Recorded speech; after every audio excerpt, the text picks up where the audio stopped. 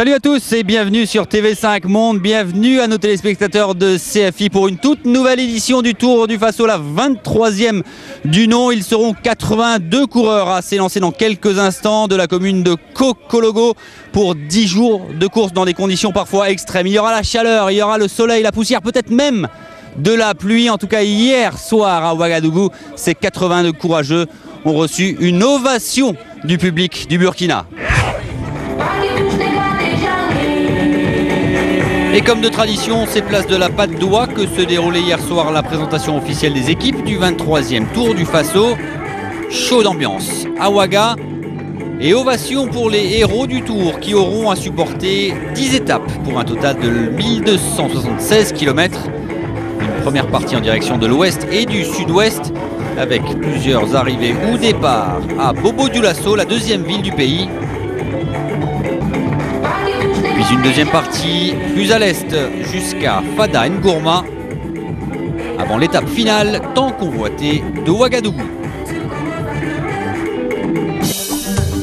Ils seront donc 83 à parcourir le pays des hommes intègres issus de 14 formations, 9 équipes d'Afrique dont 3 du Burkina qui voudront se rattraper après leur raté de 2008.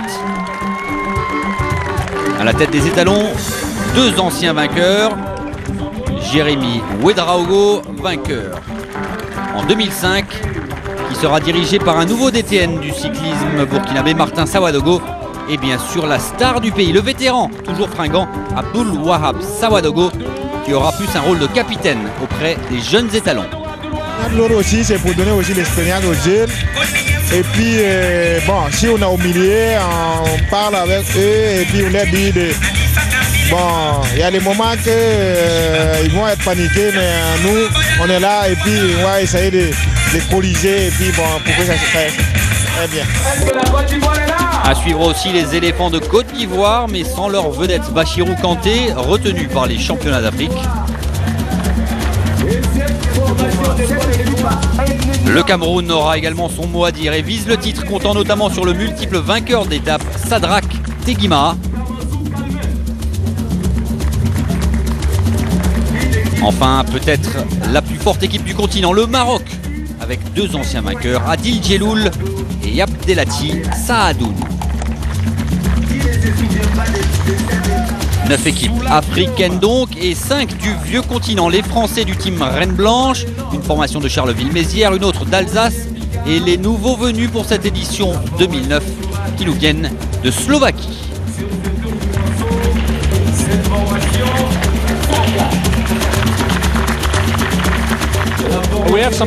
On a pas mal de bons sprinteurs dans l'équipe, alors on espère briller sur certaines étapes. En ce qui me concerne, je veux juste profiter du moment, profiter de cette course. Et puis vous savez, je suis sans doute le plus vieux coureur du plateau.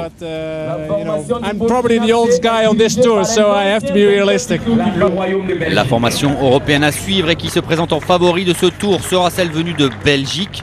Et si le tenant du titre Guismet n'a pas fait le voyage, il faudra tout de même compter sur ces vieux briscards du Tour du Faso.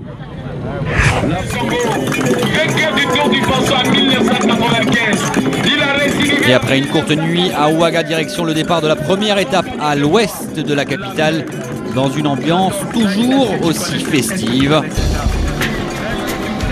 L'heure est au premier préparatif à Cocologo.